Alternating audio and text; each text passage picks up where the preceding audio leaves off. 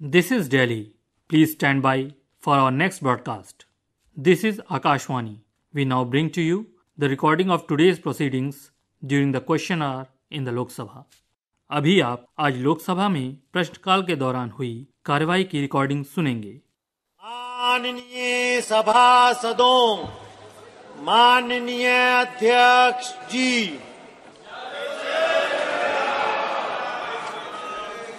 प्रश्नकाल question number 101 Shri Sushil Kumar Rinku ji.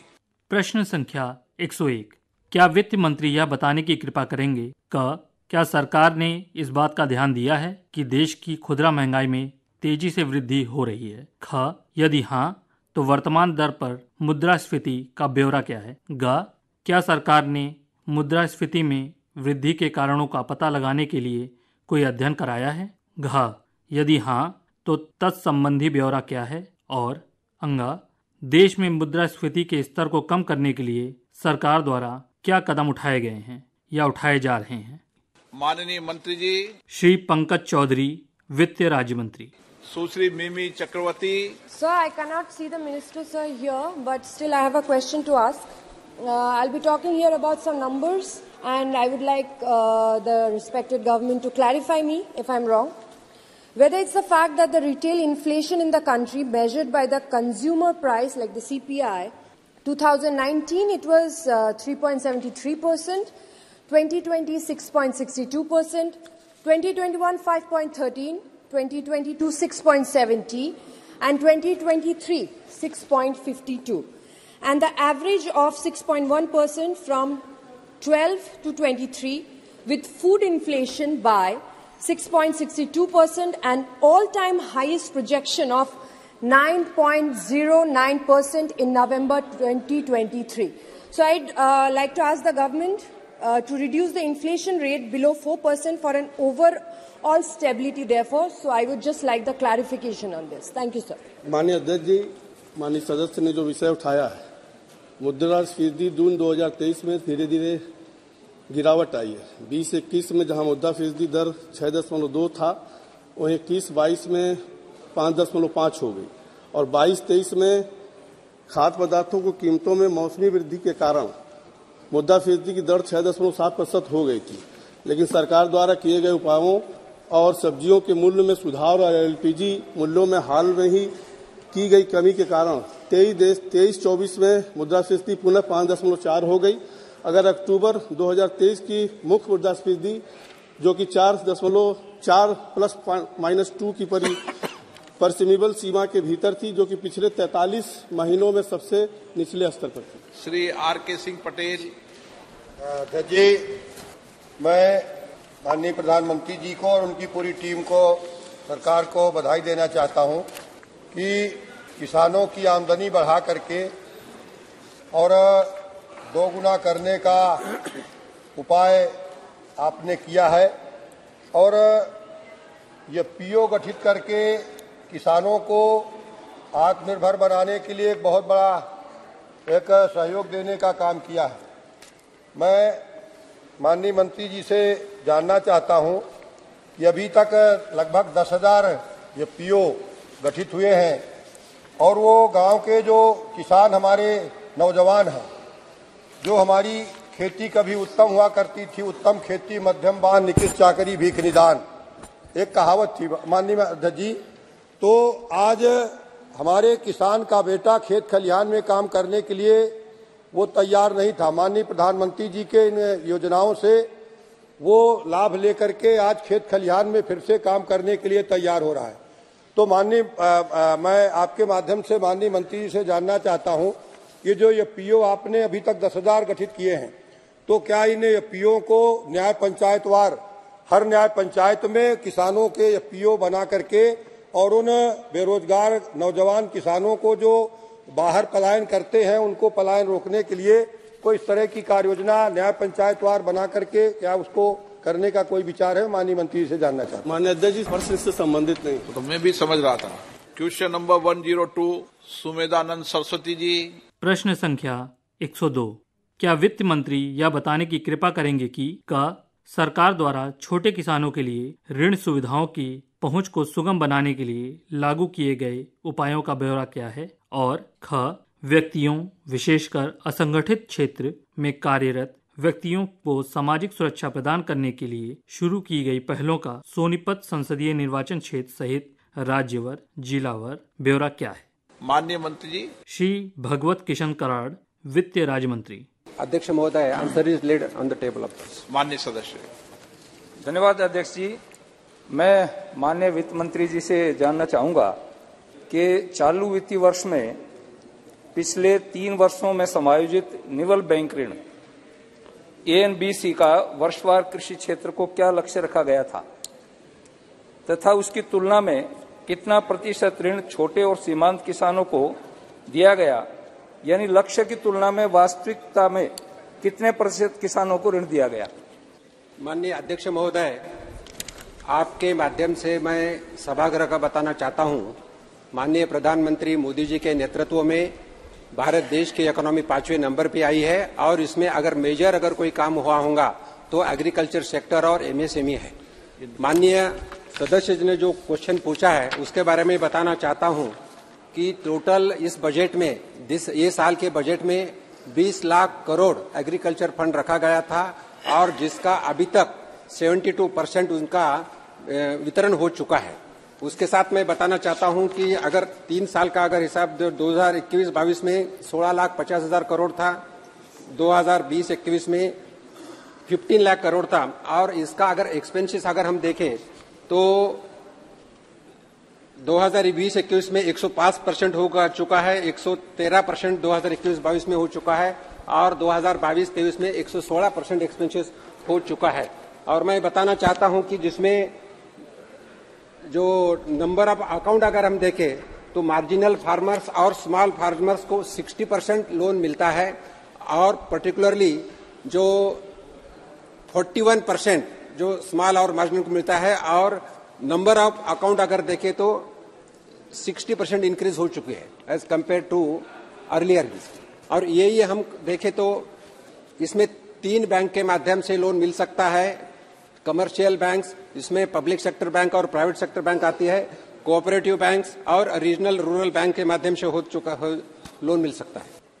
माननीय, मेरा पूर्व प्रश्न ये है कि 3% की जो छूट KCC पर किसानों को दी जाती है उसमें कई बार किसान अर्थाभाव के कारण उनकी पारिवारिक परिस्थिति और किसी कारण से समय पर KCC जमा नहीं करवा पाता है। तो मैं जानना चाहूंगा कि कितने प्रतिशत ऐसे किसान होंगे कि जो समय पर लोन जमा नहीं करा पाते। मेरा एक सुझाव भी है कि जैसे किसान कई बार ऋण ले लेता है और जमा नहीं करवा पाता, क्या कोई ऐसी व्यवस्था की जा सकती है क्या कि वो केवल ब्याज जमा करा दे? मूल धन प्राप्त करने में उसको दिक्कत होती है, केवल ब्याज जमा करा दे और ब्याज जमा करा करके फिर उसको बाद में वो KCC जमा करवा दे। ये मेरा प्रश्न था। माननीय अध्यक्ष महोदय, किसान क्रेडिट कार्ड ये बहुत ही महत्वपूर्ण स्कीम किसानों के लिए है। ये स्कीम 1998 में श्रद्धेय अटल जी ने चालू की थी, लेकिन अभी मैं बताना चाहता हूं कि इस स्कीम के माध्यम से जो किसानों को जो मदद मिलती है इसका रेट ऑफ इंटरेस्ट टोटल अगर हम देखें तो 8.5% से ज्यादा नहीं रहता, लेकिन उसमें से 1.5% जो है वो गवर्नमेंट सब्सिडी बोल के सभी किसानों को इंटरेस्ट सबवेंशन देती है। उसके बाद जो 7% रहता है तो 7% में से मैं आपके माध्यम से बताना चाहता हूं कि 3% अगर किसानों ने रेगुलर पेमेंट किया तो उसको सबवेंशन मिल सकता है। इसके माध्यम से अगर हम टोटल नंबर ऑफ अकाउंट अगर हम देखें तो 2022-23 में 2,38,50,315 है। जो सब फिगर्स मेरे पास है सर। बाद में 2003 साल का 2,37,37,66,777 है। और इसी से मैं एक ही बताना चाहता हूं कि 2016-17 में जो एनिमल हस्बेंड्री और फिशरी के लिए भी इसकी सुविधा हो चुकी है और इसके माध्यम से जिन किसानों के पास खेती नहीं है उनको भी इनके माध्यम से लोन मिलता है। जैसा कोलैटरल की जरूरत नहीं लगती। अगर 1,60,000 तक लोन लिया तो और मैं अभी तक मैं बजट में जो आउटले सर है इसमें तो 6,865 करोड़ है। सिंह जी। आदरणीय अध्यक्ष महोदय, आपका आभार समय देने के लिए। सबसे पहले तो मैं ये कहना चाहता हूं कि पहली बार इस देश के अंदर आदरणीय नरेंद्र मोदी जी एक ऐसे प्रधानमंत्री बने जिन्होंने एक बहुत ही साहसिक निर्णय लिया 2016 में कि हम देश के किसानों की आमदनी को हम डबल करेंगे। इससे पहले किसी की हिम्मत नहीं हुई कि ये स्टेटमेंट देने के लिए, बयान देने के लिए, उसके लिए संकल्प लेने के लिए। और उसके बाद जो अभी नीति निर्णय इस देश के अंदर हुए, चाहे एपीओज के माध्यम से हो, किसान क्रेडिट कार्ड से पीएम फसल बीमा योजना हो, किसान सम्मान निधि हो, कोलेटरल फ्री लोन हो। आदरणीय अध्यक्ष महोदय, मेरे थोड़ा कुछ स्कोर सुधारने के लिए, किसानों की स्थिति को सुधारने के लिए मेरा एक छोटा सा सवाल ये है कि भारत सरकार की तरफ से, मिनिस्ट्री ऑफ फाइनेंस की तरफ से कोलेटरल लोन का क्या कि बिना किसी कोलेटरल के 1.6 लाख तक के छोटे किसानों को लोन मिल सकता है। लेकिन वस्तु स्थिति ये है कि ये फील्ड में इसे बहुत कम होता है, किसानों को ये लोन नहीं दिया जाता। नंबर एक बात। नंबर 2, अगर एक किसान जो किसी ने 50,000 का लोन लिया है, उसका जो है आरसी काट देते हैं बैंक के लोग, और जो है कोई बड़ा बिजनेसमैन जिसने 100 करोड़ लिए हो, उसके नाम तक भी लोगों को मालूम नहीं चलता। ये किसानों के साथ अन्याय नहीं होना चाहिए। इस विषय में भारत सरकार क्या कार्रवाई कर रही है, ये मैं थोड़ा जानना चाहता हूँ। कोलेटरल लोन में जो बिना किसी कोलेटरल सिक्योरिटी के कितने किसानों ने, कि बैंकों ने कितने किसानों को ये लोन दिया है, तो उससे हमको मालूम चलेगा। धन्यवाद। माननीय अध्यक्ष महोदय, सम्माननीय सदस्य ने जो क्वेश्चन रेज किया है उसके बारे में मैं बताना चाहता हूं। जैसे कोलैटरल फ्री लोन 1,60,000 तक मिल सकता है और उसके बाद में तो कोलैटरल देना पड़ता है। अभी तक इसी में सर 7.36 करोड़ ऑपरेटिव अकाउंट्स है जिसमें किसान क्रेडिट कार्ड का लोन दे चुके हैं। और अगर हम लोन डिस्ट्रीब्यूशन का अगर हम बताएं तो 8.86 लाख करोड़ अभी तक लोन डिस्ट्रीब्यूट हो चुका है। और इसके माध्यम से अगर हम देखें तो कमर्शियल बैंक्स में से 58% हो चुका है, कोऑपरेटिव बैंक के माध्यम से 22% और आरआरबी के माध्यम से 20%।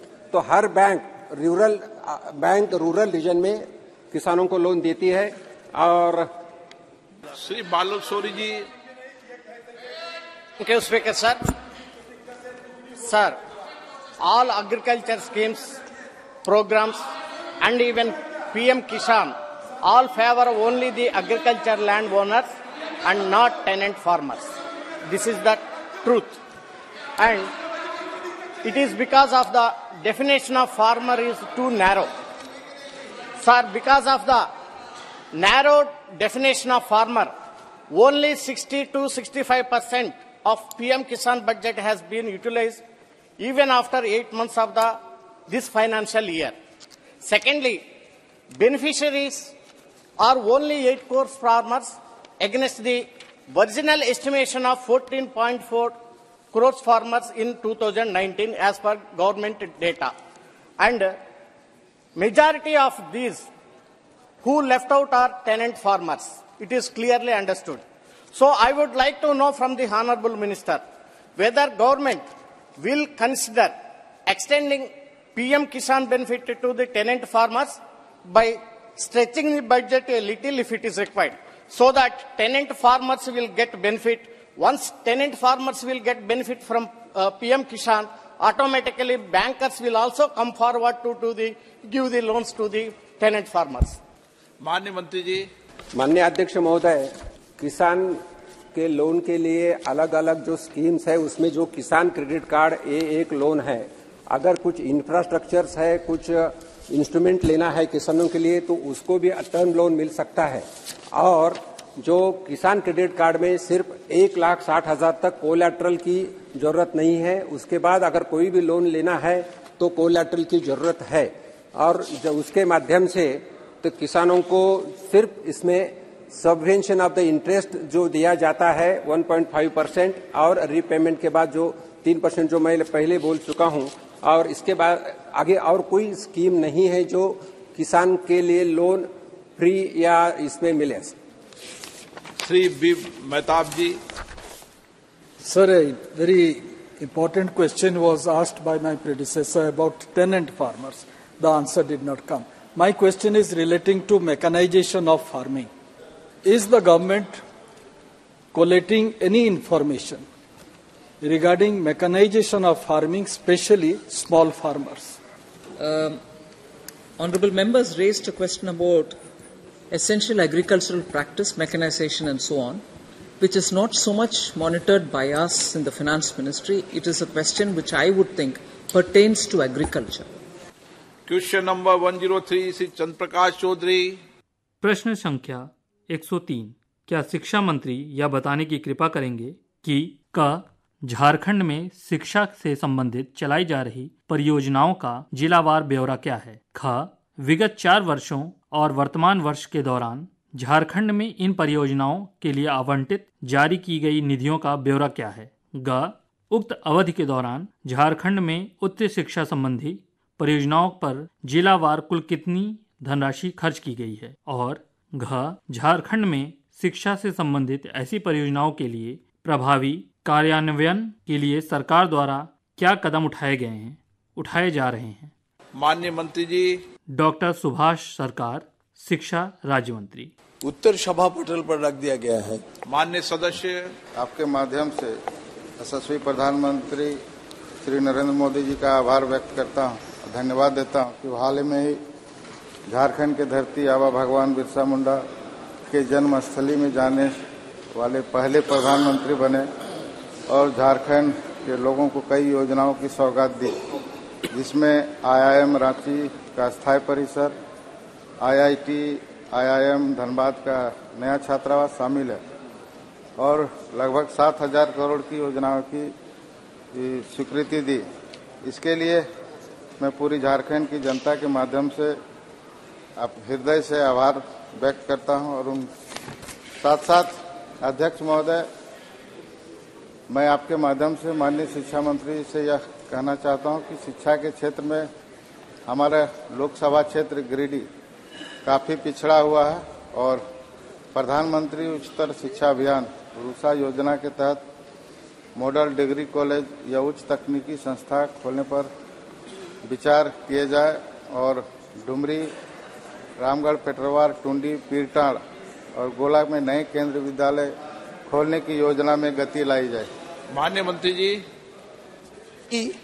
हमारे सदस्य ने झारखंड की शिक्षा के बारे में बहुत अच्छे संवेदनशील भी है और इसके साथ साथ हमारे आदिवासी बहुल राज्यों में ये पहले बार हमारे देश के प्रधानमंत्री भगवान बिरसा मुंडा के जन्म स्थल पर गए और वहां से देश के लिए जो योजना वहां से लॉन्च किया, इसके बारे में भी हमारे सदस्य ने व्यक्त किया। इसके लिए हम भी उनको आभार व्यक्त करता हूं।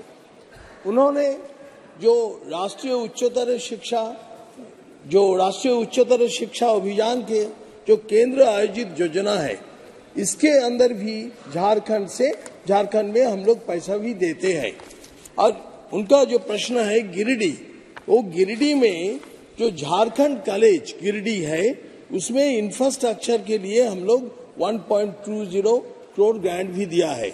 और जो केंद्रीय विद्यालय गिरिडीह से एक प्रस्ताव आए हैं और केंद्रीय विद्यालय तैयार करना ये हमारे शिक्षा विभाग की एक सतत प्रक्रिया है। प्रस्ताव आते हैं, उसके बाद उसको एग्जामिनेशन होता है, स्पॉन्सरिंग एजेंसी वो उनका व्यू बताते हैं, ये प्रक्रिया पर चलते हैं।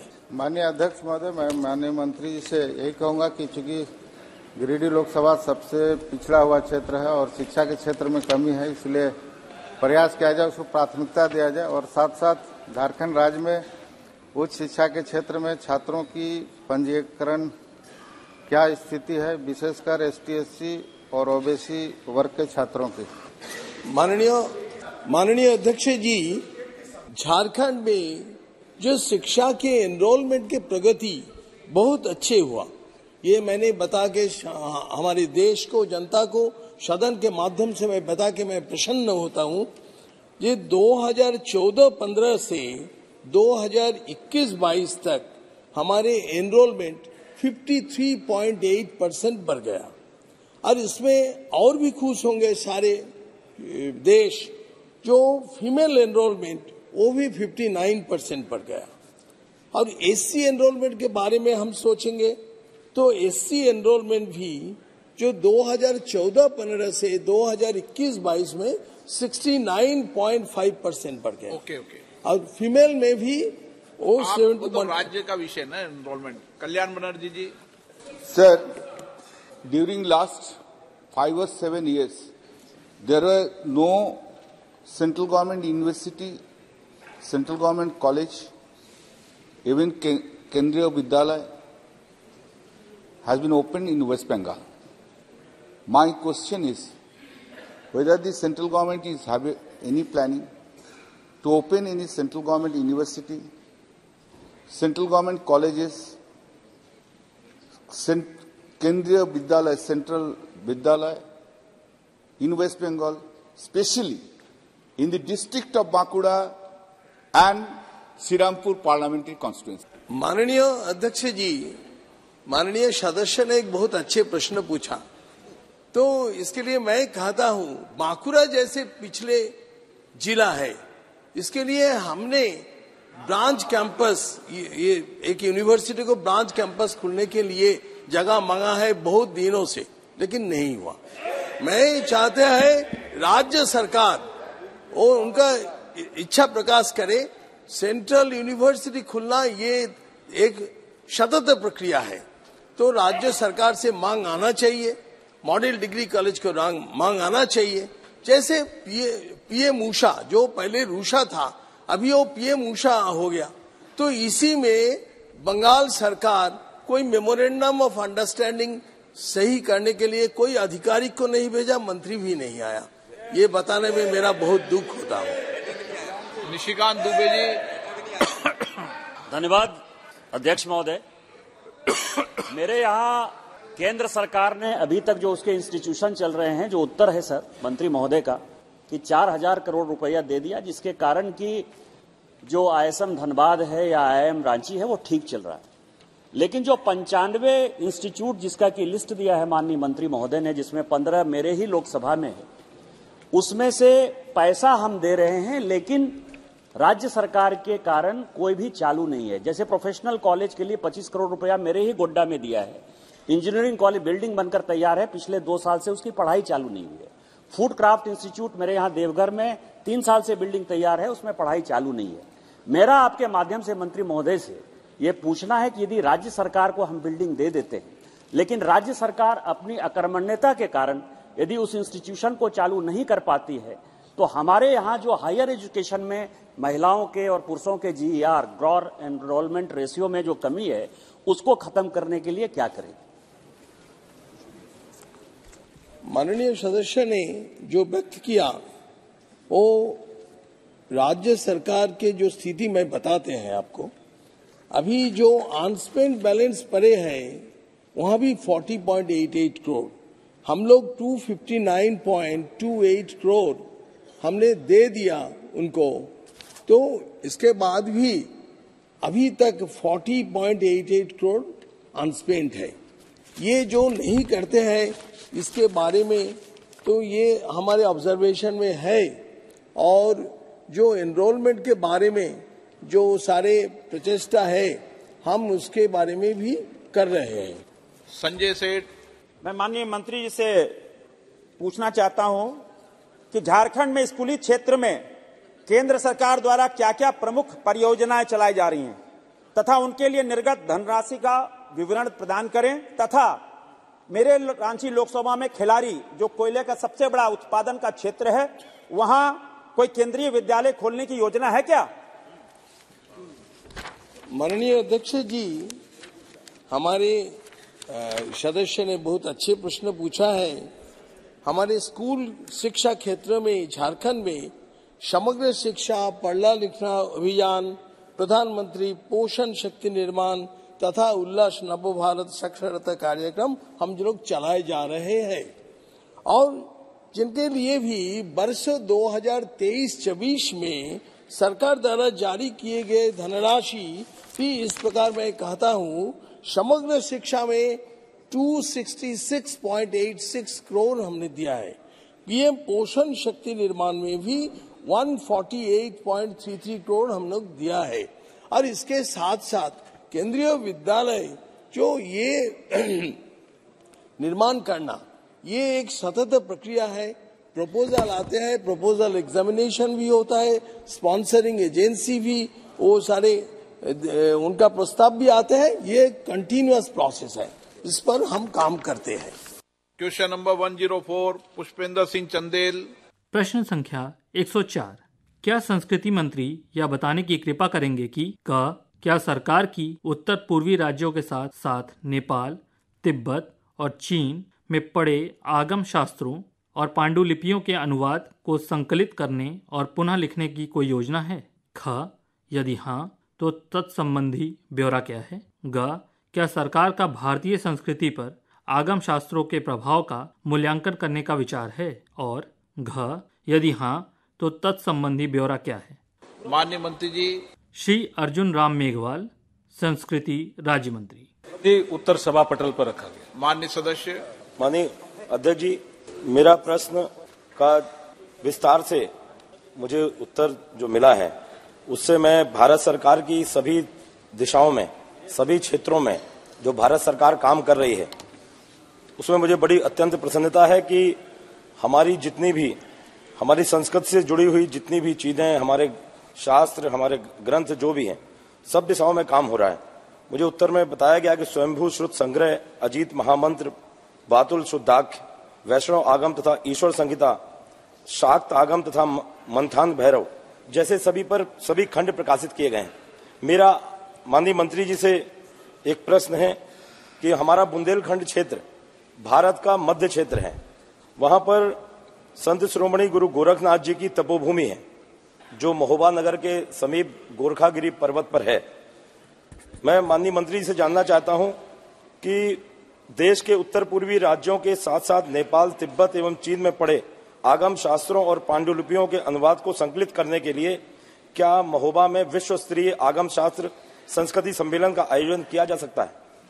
माननीय अध्यक्ष जी, आज जो एक प्रश्न आया है, ये बड़ा महत्वपूर्ण प्रश्न है अध्यक्ष जी।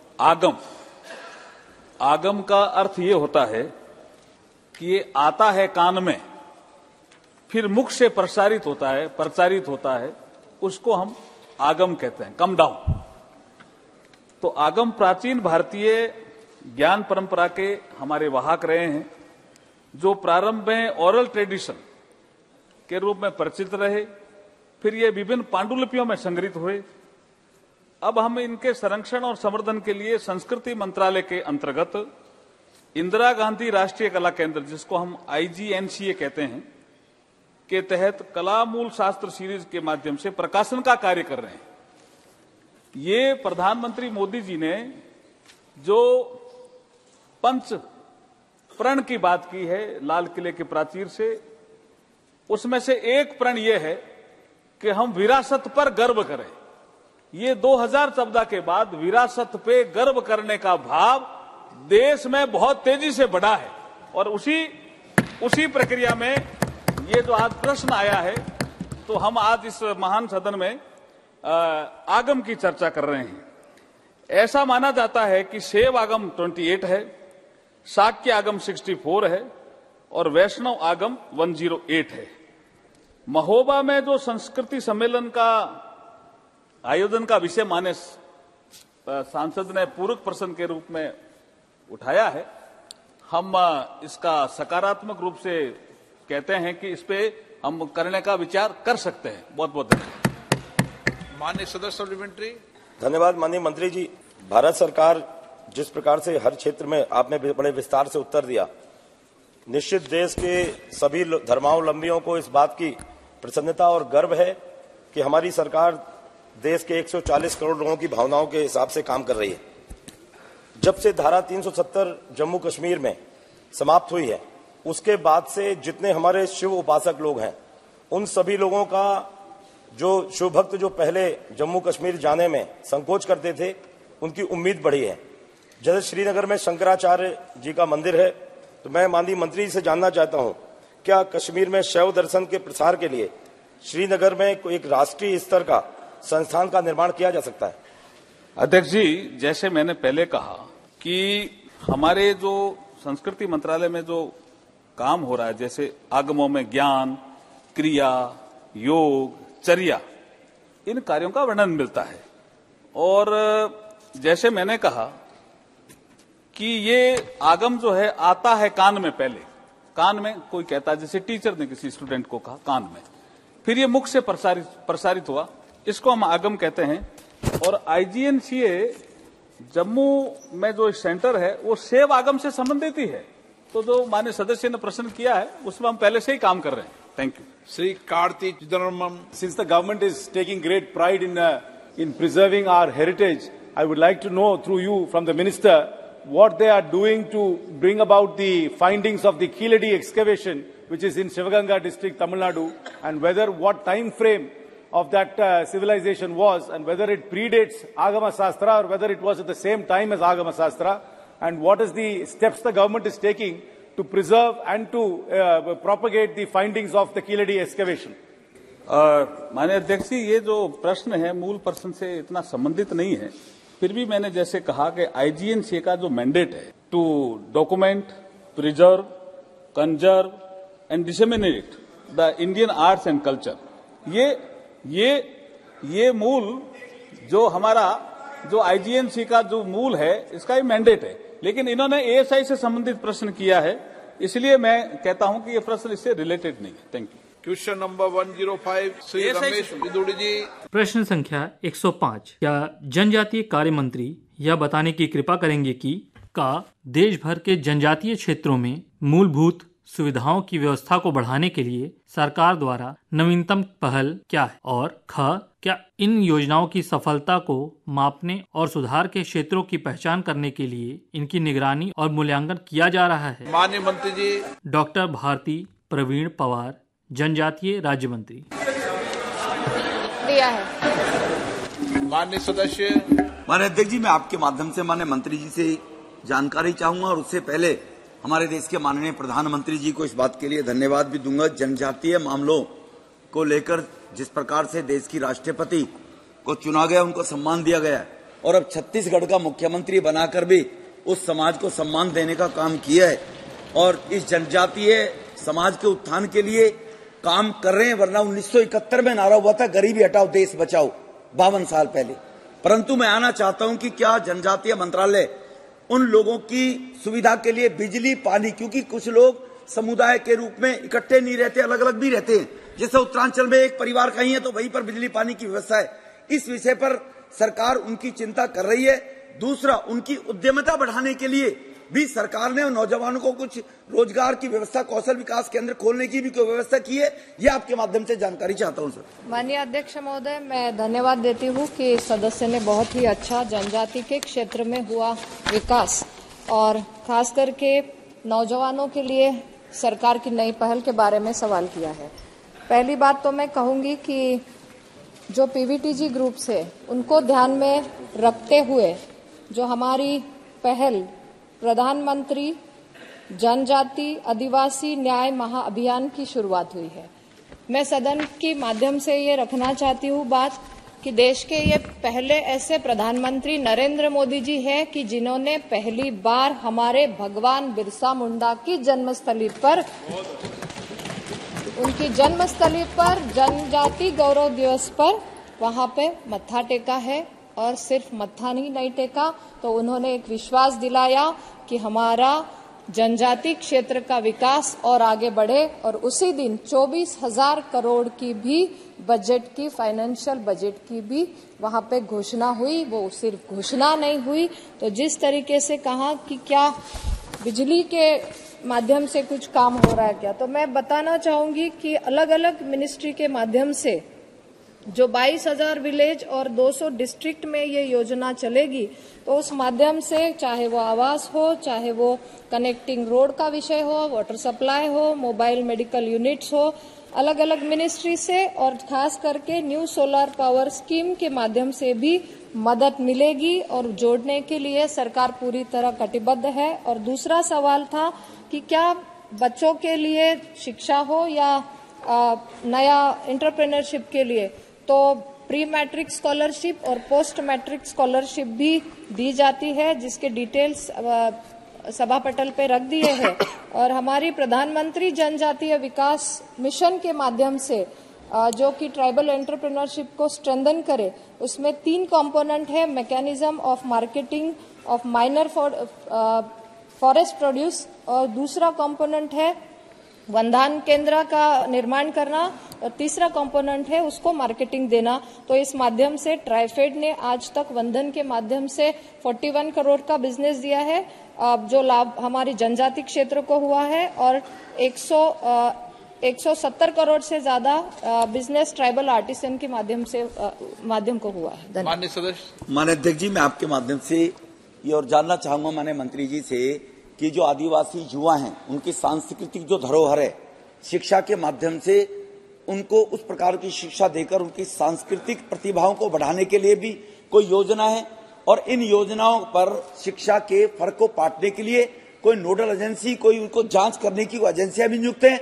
और कितना पैसा खर्च किया गया है इस विषय में ये भी जानना चाहता हूं। फाइनेंशियल आउटले क्या है जी? आदरणीय अध्यक्ष महोदय, जैसे कि कहा कि क्या रिसर्च जो होता है या फिर हमारी जनजाति क्षेत्र में, तो उसमें support to tribal research institute जो है हमारे TRI, वो भी उसके माध्यम से फंड्स दिए जाते हैं स्टेट गवर्नमेंट के लिए कि अलग अलग जनजाति क्षेत्र में रिसर्च बढ़े, डॉक्यूमेंटेशन बढ़े, और प्रपोजल आए तो उसमें हम मदद भी करते हैं। और हमारी एक मिनिस्ट्री की डिजिटल रिपोजिटरी भी है, जिसमें आज तक हमारे अलग अलग कल्चर के, चाहे वो फोटोग्राफ्स हो, वीडियोस हो, पब्लिकेशंस हो, उस माध्यम से ये रिपोजिटरी को आप विजिट भी कर सकते हैं। ये ऑनलाइन है, जिसके लिए हम फंड्स देते हैं। और इसके अलावा कल्चर को बढ़ावा देने के लिए स्टेट में अलग अलग फेस्टिवल भी आयोजित होते हैं, जैसे नागालैंड का हमारा हॉर्नबिल फेस्टिवल हो, हमारा तेलंगाना का मेडराम जत्रा हो। ट्राइफेड के माध्यम से भी, जैसे मैंने पहले ही कहा कि आर्टिसन को के माध्यम से बिजनेस भी दिया जाता है, और आदि महोत्सव हो या आदि बाजार हो, आदि कलाकार हो, ये ट्राइफेड के माध्यम से भी ऑर्गेनाइज होता है, जिसमें युवाओं को श्री सत्यदेव चौधरी। पहले तो मैं इस सदन के माध्यम से देश के यशस्वी प्रधानमंत्री माननीय नरेंद्र मोदी जी को आभार प्रकट करना चाहता हूं कि उन्होंने पहली बार 15 नवंबर को आदिवासी और जनजाति को न्याय और विकास दिलाने के लिए एक प्रधानमंत्री जनजाति आदिवासी न्याय महाअभियान योजना प्रारंभ की है। मैं समझता हूं कि पहली पंचवर्षीय योजना से 10वीं पंचवर्षीय योजना तक आदिवासियों के विकास के लिए योजनाएं लाई गई, लेकिन समग्र विकास नहीं हो सका, उनका समाधान नहीं हो सका। और पहली बार माननीय प्रधानमंत्री जी ने 24,000 करोड़ रुपए से टाइम बाउंड 3 वर्ष में इनमें मूलभूत सुविधाएं इनको दी जाएंगी, ये योजना शुरू की है। और देश में इस योजना का जनजाति क्षेत्रों में बहुत स्वागत हुआ। माननीय अध्यक्ष महोदय, मेरा आपके माध्यम से माननीय मंत्री जी से जानना चाहता हूं कि एकलव्य आदर्श आवासीय विद्यालय योजना आदिवासियों की शिक्षा के, उनके बच्चों की शिक्षा के लिए शुरू की गई थी। उत्तर प्रदेश में सोनभद्र और मिर्जापुर ऐसे जिले हैं जो आदिवासी माहौल हैं। क्या इस क्षेत्र में भी ऐसे विद्यालय खोले गए, और खोले गए तो कितने खोले गए? आदरणीय अध्यक्ष महोदय, जनजाति क्षेत्र में विकास हो, इसके लिए खासकर सरकार ने एकलव्य मॉडल रेसिडेंशियल स्कूल का निर्माण किया है। मैं धन्यवाद देती हूँ आदरणीय प्रधानमंत्री जी को, क्योंकि क्वालिटी एजुकेशन पर आज तक जो ध्यान नहीं गया, इस माध्यम से आज क्वालिटी एजुकेशन पे सरकार का काम हो रहा है। माननीय सांसद जी ने बहुत अच्छा सवाल किया कि क्या उत्तर प्रदेश में भी ये एकलव्य रेसिडेंशियल मॉडल स्कूल खुले हैं क्या? तो बिल्कुल, आज उत्तर प्रदेश में लगभग 4 हमारे रेसिडेंशियल मॉडल स्कूल को मान्यता दी गई है, और जिसमें से 2 जो 4 है, सोनभद्र है, लखीमपुर खीरी है, ललितपुर है, बहराइच है। तो उसमें से लखीमपुर खीरी और बहराइच तो फंक्शनल हो गए हैं, बाकी दोनों का काम चल रहा है। और उसके साथ ही जो 740 हमारे एकलव्य रेसिडेंशियल मॉडल स्कूल्स है, जो कि बनाए जा रहे हैं, जिसमें लगभग हमारे 3.5 लाख से भी ज्यादा बच्चे पढ़ेंगे और जिसमें से 694 स्कूल्स अभी फंक्शनल हुए हैं। धन्यवाद। अधीर रंजन चौधरी जी। मैडम, बंगाल के एक बड़े हिस्से में काफी आदिवासी जनजाति रहते हैं, जैसे कि बांकुड़ा, पुरुलिया, मिदनापुर वगैरह वगैरह। तो मैं जानना चाहते हैं कि हमारे बंगाल की जो आदिवासी क्षेत्र है वहाँ ये एकलव्य मॉडल रेसिडेंशियल स्कूल की संख्या क्या है, और आगे ये आदिवासी बच्चों को और ज्यादा शिक्षा देने के लिए सरकार की तरफ से ऐसा कोई पहल किया जाता है या नहीं। और इसके साथ साथ एकलव्य मेडिकल स्कूल से तो पढ़ाई के बाद वो अगले जाके क्या कहते, कोई ट्रैकिंग सिस्टम है आपके पास कि हम आकलन कर सके कि हाँ इसके आगे या एकलव्य स्कूल के इतने बच्चे यहाँ तक पहुंचे? ये मैं जानना चाहता हूँ। अध्यक्ष महोदय, मैं धन्यवाद देती हूँ कि आदरणीय सांसद महोदय ने फिर एक बार जनजाति क्षेत्र में मिले युवाओं को शिक्षा व्यवस्था के बारे में सवाल किया। जहां तक कि मैंने कहा कि 740 हमारे EMRS कॉलेज खुलने जा रहे हैं, जिसमें से मैंने अभी बताया 694 अभी सैंक्शन है और 401 फंक्शनल है। मैं करेक्ट करती हूँ वो फिगर को।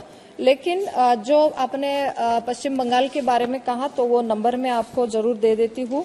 उसके अलावा जो आपने कहा कि क्या इसको आप जांच भी करते हैं, क्या इसको देखते भी है, क्या ये व्यवस्था पहुंच रही है कि नहीं, उसके लिए सरकार ने अलग अलग जैसे डिजिटल टेक्नोलॉजी के माध्यम से वो स्कूलों का काम कहाँ तक चल रहा है, परफॉर्मेंस का डैशबोर्ड है जो कि इंटीग्रेटेड है हमारे पोर्टल से, उससे हम लोग रिव्यू भी करते हैं, कुछ विजिट्स भी होते हैं।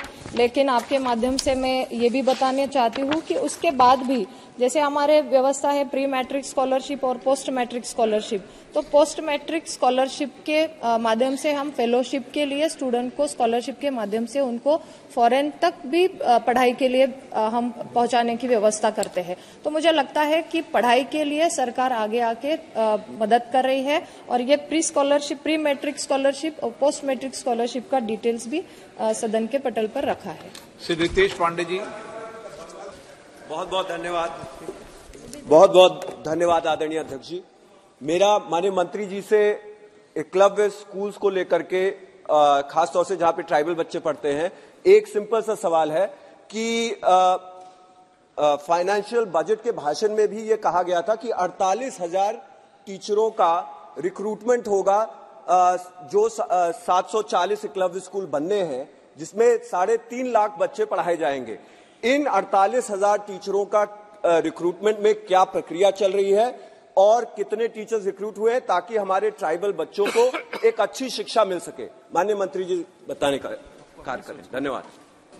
माननीय अध्यक्ष महोदय, एकलव्य मॉडल रेसिडेंशियल स्कूल एक महत्वाकांक्षी परियोजना के रूप में शिक्षा के क्षेत्र में जनजातीय लोगों के लिए प्रारंभ की गई है और मैं माननीय प्रधानमंत्री जी का और वित्त मंत्री का आभार व्यक्त करना चाहता हूं कि 38,000 शिक्षकों की नियुक्ति के मामले में स्वीकृति दी है और उसके अनुसार हमने CBSE को आगामी नियुक्ति के लिए 10,500 टीचरों का वैकेंसी फिलअप करने के लिए इमीडिएट सारी प्रक्रिया पूरा करते हुए नियुक्ति का निवेदन किया है और वो प्रक्रिया चल रही है, एग्जाम कंडक्ट हो रहा है और इसके बाद फिर फेज वाइज हम उसको आगे जनवरी में फिर नियुक्ति की प्रक्रिया को आगे बढ़ाएंगे और कुल मिलाकर के जिस तरीके से स्कूल बनते जा रहा है उस तरीके से शिक्षकों की नियुक्ति होती जाएगी।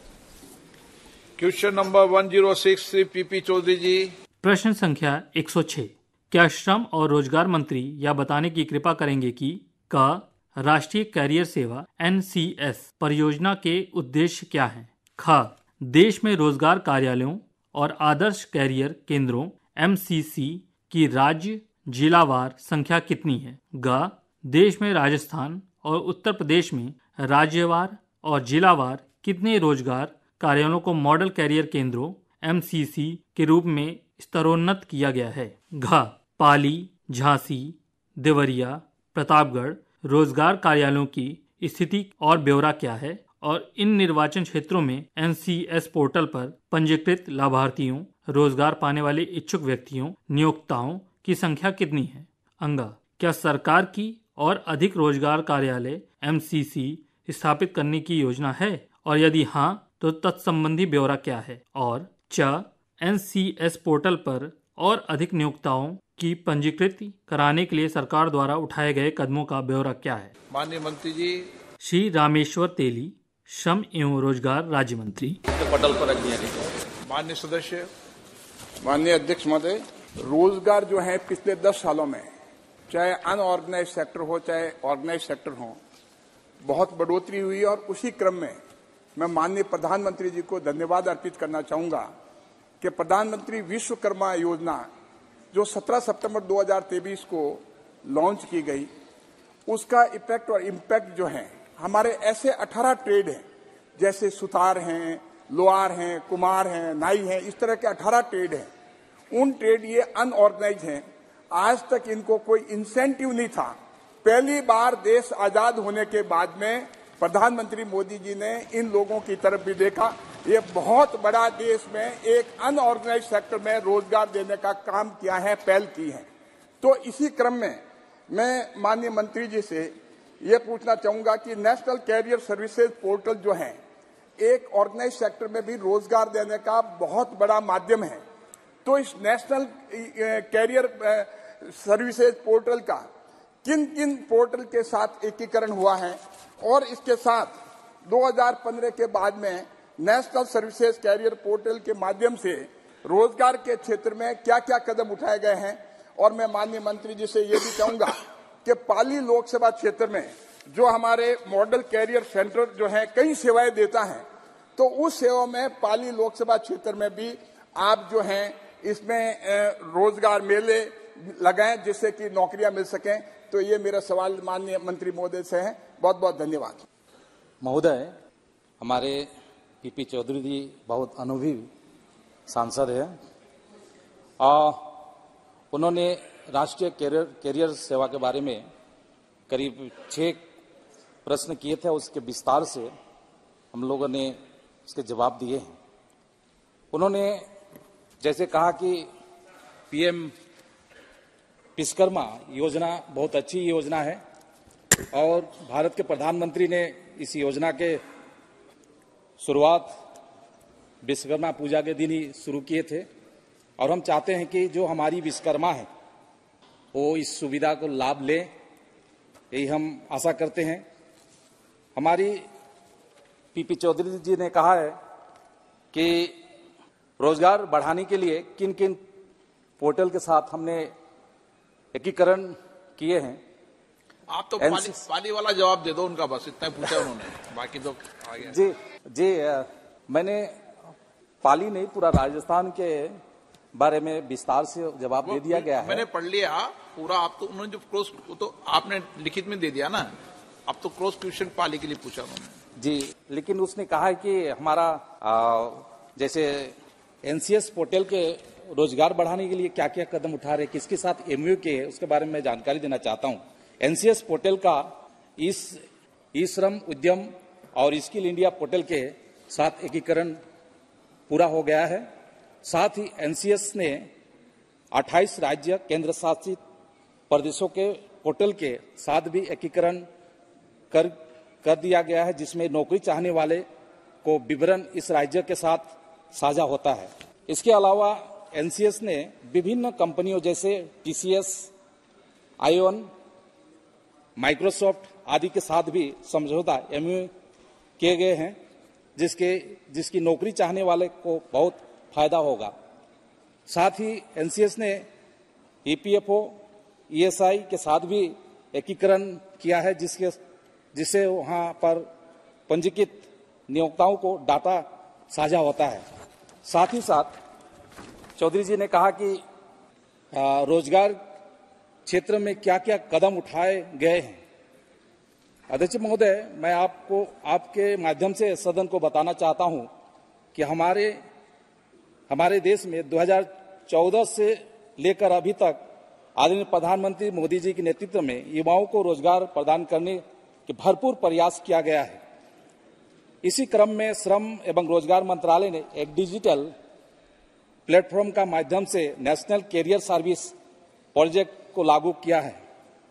कैरियर से संबंधित विभिन्न प्रकार की सेवाओं जैसे नौकरी की खोज, कैरियर परामर्श, मार्गदर्शन, कौशल विकास आदि दे रहा है। महोदय, रोजगार सेवा 1005 रोजगार कार्यालय के नेटवर्क के साथ लगभग सभी राज्यों और केंद्र शासित प्रदेशों को कवर करती है। एनसीएस प्रोजेक्ट के तहत 400 मॉडल कैरियर सेंटर को अनुमोदित किया जा चुका है। रोजगार कार्यालयों का प्रशासनिक और वित्तीय नियंत्रण संबंधित राज्य और केंद्र शासित प्रदेश सरकार के पास होता है।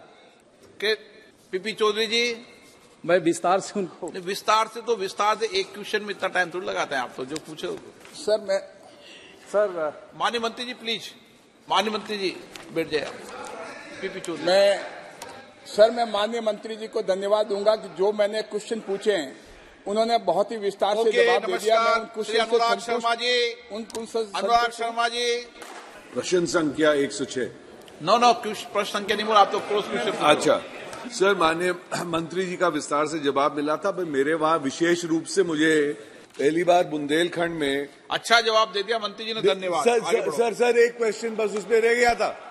आदरणीय अध्यक्ष जी, एक सवाल बताइए ना क्या उसमें, क्योंकि एनसीएस पोर्टल में हमारे वहाँ विशेष रूप से 3 बहुत बड़े प्रधानमंत्री जी ने झांसी ललितपुर को डिफेंस कॉरिडोर, बलड्रग पार्क और बुंदेलखंड इंडस्ट्रियल डेवलपमेंट अथॉरिटी दी है, क्योंकि मेरे वहां से पलायन बहुत होता है अध्यक्ष जी, और उस पलायन को रोकने के लिए एनसीएस पोर्टल में माननीय मंत्री जी जवाब दे दें कि इसमें अगर हमारे वहां से जो पलायन हो रहा है और ये विशेष 3 इंडस्ट्रीज आ रही हैं, इसमें ट्रेनिंग का प्राविधान और इसमें काउंसलिंग का प्राविधान किस किस क्षेत्र में करवा रहे हैं, क्योंकि ये जब चालू हो जाएंगे तो मेरे वहां ये पलायन रुकने की बहुत संभावना में जो लोग नौकरी चाहते हैं वो भी है और इसमें इंडस्ट्रीज वाले भी हैं, दोनों का मिलान करने के लिए अगर माननीय मंत्री जी। सर, हम इस पोर्टल में पलायन करने वाले लोगों के भी इसी पोर्टल के द्वारा नौकरी खोज सकते हैं। हमारी पास ST/SC रोजगार बढ़ाने के लिए भी एनसीएस सेंटर की स्थापना की गई है। ओके। इस सेंटर में SC/ST युवाओं के लिए कंप्यूटर ट्रेनिंग, कैरियर काउंसलिंग आदि ट्रेनिंग दी जाती है। आज तक 24 सेंटर की स्थापना की गई है ST/SC के लिए। इन सेंटरों के माध्यम से 5 सालों में 6,840 युवाओं को कंप्यूटर ट्रेनिंग दी गई है और 2.5 लाख से ज्यादा नौकरी चाहने वालों की कैरियर काउंसलिंग दी गई है। बुंदेलखंड जैसे कि हमारी जो नौकरी के लिए जो हमारा राष्ट्रीय कैरियर सेंटर होते हैं, इसमें झांसी में कैरियर सेंटर नहीं है, लेकिन उसको यूनिवर्सिटी, हमारी जो झांसी जो यूनिवर्सिटी है उसको कैरियर सेंटर हिसाब से लिया गया है। तो इसी तरह से आवेदन किए जाते हैं और नौकरी पाए जाते हैं। Be celebrated. For the past 9 years, the promise of Honorable Prime Minister to create 2 crore jobs every year. What is the account the government of India is going to give? Whether they had created 20,000 crores in the past 10 years, and the employment exchanges are used to register the job seekers. For the establishment of the model career centers, how much the union government provide as a financial assistance? For each one of the MCCs, how much has been allotted and how much has been spent on MCC program? Thank you, sir. महोदय, model career centre के लिए 60 लाख तक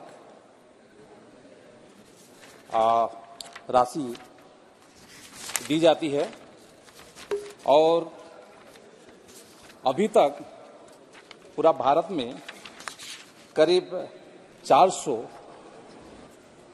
model career centre स्थापित की गई है। Shri Dushyant Singh ji. Speaker जी, आपने मुझे अलाउ किया, मुझे मंत्री जी से एक उत्तर पूछना है। सर, मंत्री जी ने बड़ा अच्छा इलेबोरेट आंसर दिया है। इन्हें दिया है कि MOU पार्टनरशिप हो रहे हैं monster.com से, फ्रेशर वर्ड से। मैं उनसे want to ask them a question कि बारा और झालावाड़ में जहाँ एम्प्लॉयमेंट जो एक्सचेंज है, इसमें आपने किस टीम के साथ आपने लिंक किया है और कितने लोगों को यहाँ आपने नौकरी देने का काम किया है बारा और झालावाड़ में? अध्यक्ष महोदय, राजस्थान में हमारा मॉडल कैरियर सेंटर 16 है और जैसे हमने कहा कि एक मॉडल सेंटर के लिए 60 लाख रुपया दी जाती है, लेकिन हमने जो टारगेट रखे थे 400 मॉडल कैरियर सेंटर बनाने के लिए, वो हमारा पूरा हो गया है। बाद में अगर हम प्रस्ताव लेते हैं कि और नए मॉडल सेंटर लेंगे तो जरूर हमारे सांसद जी ने जो कहा वो लिया नहीं गए, लिया जाएगा। Question number 107 Shri Sanjay Seth. प्रश्न संख्या 107। क्या जनजातीय कार्य मंत्री यह बताने की कृपा करेंगे कि क्या सरकार द्वारा जनजातीय परंपराओं, संस्कृति और रीति रिवाजों के संरक्षण के लिए कोई कदम उठाए गए हैं? ख, यदि हाँ तो तत्संबंधी ब्यौरा क्या है? ग, क्या धर्मांतरण के कारण जनजातीय परंपराओं, संस्कृति और रीति रिवाजों पर प्रतिकूल प्रभाव पड़ा है? घ, यदि हाँ तो तत्संबंधी ब्यौरा क्या है और सरकार द्वारा धर्मांतरण को रोकने के लिए क्या कदम उठाए गए हैं? अंगा, क्या सरकार द्वारा देश में विशेषकर झारखंड में जनजातीय समुदाय के धर्मांतरण को रोकने के लिए कोई कदम उठाए गए हैं, क्योंकि जनजातीय बहुल्य राज्यों में धर्मांतरण एक बड़ा मुद्दा है? चा, क्या सरकार के पास विगत 5 वर्षों के दौरान झारखंड में धर्मांतरित जनजातियों का कोई आंकड़ा है? और छ, यदि हाँ तो तत्संबंधी ब्यौरा क्या है? माननीय मंत्री जी। श्री अर्जुन मुंडा, जनजातीय कार्य मामलों के मंत्री। अध्यक्ष जी जोहार। जनजातीय समाज को आजादी के बाद सबसे बड़ा किसी ने सम्मान दिया, नरेंद्र मोदी ने दिया। आजादी के बाद सब रोना रोते रहे, किसी ने सम्मान नहीं दिया। भगवान बिरसा मुंडा की जयंती 15 नवंबर, जनजातीय गौरव दिवस, 140 करोड़ देशवासी एक साथ जनजातीय गौरव दिवस मनाते। यह पहला मौका जब 15 नवंबर के देश की आजादी के बाद पहले प्रधानमंत्री उलिहातू गांव गए, वहां पुष्पांजलि की, लाखों लोग उस स्थल पर मौजूद थे। मैं जनजातीय समाज को गौरव बढ़ाने के लिए आदरणीय प्रधानमंत्री जी का कृतज्ञता प्रकट करता हूं। हमारे जनजातीय समाज बंधु स्किल्ड हो, समाज की मुख्य धारा से जुड़े, मुखर हो उसके गए, इसके लिए प्रधानमंत्री नरेंद्र मोदी जी का मार्गदर्शन मिला। माननीय अर्जुन मुंडा जी को मैं धन्यवाद देना चाहूंगा, उन्होंने बहुत काबिले तारीफ काम किया। हमारी चिंता का विषय है कि झारखंड में जनजातीय समाज का बड़े पैमाने पे धर्मांतरण हो रहा है। हमारी बेटियों को फंसाकर फुसलाकर धर्मांतरण किया जा रहा है। क्या माननीय मंत्री जी, मेरा प्रश्न है, माननीय मंत्री जी से आग्रह कर रहा हूं, क्या धर्मांतरण पे किस मुद्दे पर राज्य सरकार को कोई निर्देश दिए गए हैं क्या? माननीय सांसद संजय सेठ जी ने बहुत ही महत्वपूर्ण प्रश्न पूछा है और वास्तविक रूप से आजादी के लंबे कालखंड में 75 वर्षों का यात्रा आजादी का पूरा हुआ अमृत काल घड़ी। अध्यक्ष महोदय, जैसे उन्होंने जिस विषय पर सदन का ध्यान आकृष्ट कराया है, वैसे तो यह विषय राज्य सरकारों का है। राज्य सरकार को इन सारी बातों पर ध्यान रखना कि राज्य में रहने वाले तमाम समुदाय और खासकर जनजातीय समुदायों के बारे में इस बात का ध्यान रखे कि उनके जीवन मूल्य और भाषा संस्कृति के साथ विशेषताएं हैं वो अक्षुण्ण रहे। लेकिन कई राज्यों में इन सारे मामले में शिकायत आती है, इनका ध्यान नहीं रखा जाता है। मैंने जनजातीय शोध संस्थानों को और राज्य सरकारों को स्मरण दिलाते हुए कि भाषा, संस्कृति, परंपरा की जो जीवंत व्यवस्था है उसको बनाए रखने के लिए संवेदनशील होकर के कार्य करना चाहिए, ताकि जो मूल उद्देश्य है, अध्यक्ष महोदय, 1948 में जब जनजातीय समाज के बारे में पहली समिति कॉन्स्टिट्यूएंट असेंबली के लिए बनी थी, उसमें इन सारी बातों का उल्लेख है, जिसको बाद के दिनों में 1962 में पुनः लोकूर कमेटी ने यह सुनिश्चित करने के लिए अपनी अनुशंसा दी थी। भारत सरकार वैसे सारे अनुशंसाओं के साथ राज्य सरकारों को लगातार स्मारित करते रही है। प्रश्नकाल समाप्त।